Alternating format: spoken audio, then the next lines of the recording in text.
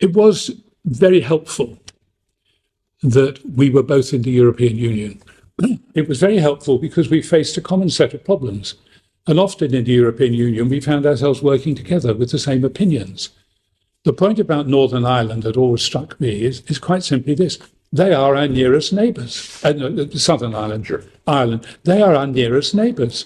It is absurd that we had no regular meetings with them. Absurd that we weren't facing the same problems collectively. Of course, the United Kingdom is bigger than than Ireland, but it matters. That relationship matters. It mattered then, and it matters now. Now that we are out of the European Union, and Ireland are within it. They are one of the ways in which we may stretch out and recover some of the things we so willfully threw away when we left the European Union. I don't believe the European Union is perfect or anything like it. Because I negotiated the Maastricht Treaty, the ultras, the ultra anti-Brexiteers regard me as a significant Europhile. That's not actually true.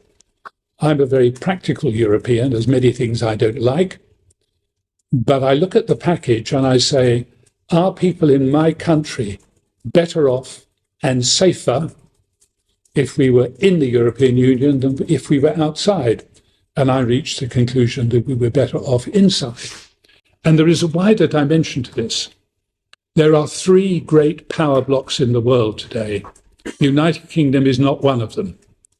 There's America, there's China, and there's the European Union.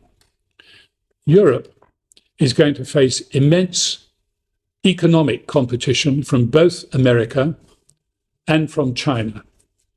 It may face military and security problems with China. Is Europe better able to represent its people with the United Kingdom inside the European Union, making it stronger, or outside, making it weaker? I think not just us, but the whole of Europe is stronger with Britain in it.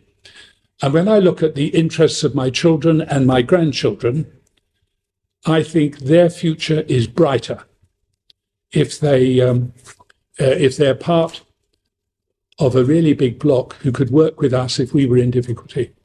Suppose we had a socking great row with China. If Britain decided to put sanctions on China, China wouldn't be much bothered. If the European Union did, because we were being maltreated, they would feel quite differently about it.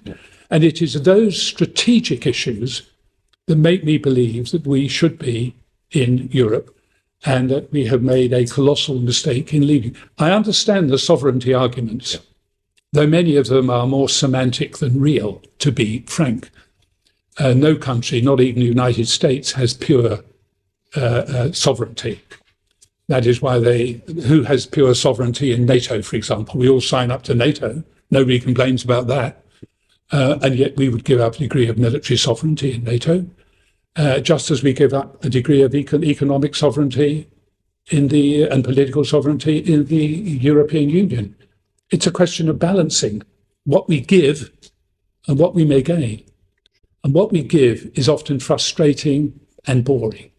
And all the silly stories we had, completely untrue, about square bananas or straight bananas or whatever it was, the nonsense that was printed, and other bigger things, are irrelevant compared to the economic improvement of being in Europe. I wonder how many of the cuts we've had, or the shortage of resources for our public services, would not have happened but for the loss of GDP because we have left the European Union. I just wonder how much that is. And I would dearly love an accurate assessment. The OBR reckon it's heading towards 4%. That's an awful lot of money in terms of putting right the things wrong in the UK. And then looking forward, the security in a pretty difficult, in a challenging economic world and a potentially difficult political world, how much safer we are in a large bloc than alone, and how much more secure we would be in times of difficulty with friends we can hug closely. rather than people who may be less willing to come to the aid in difficulties of a country that entirely stands alone. Those are matters that are important for this generation and future generations. And I don't think they were given the weight they deserved in the referendum. It's not negotiation. Negotiation is both sides setting out what they would like and agreeing something in the middle, which is imperfect for both sides. But an agreement is reached. That was true of the Downing Street Declaration. It was true of the Frameworks Agreement. It's true of the Good Friday Agreement. It was true of the way we went into the European Union. It wasn't true of the way we came out of it. And I think we have seen which way is the best way to go.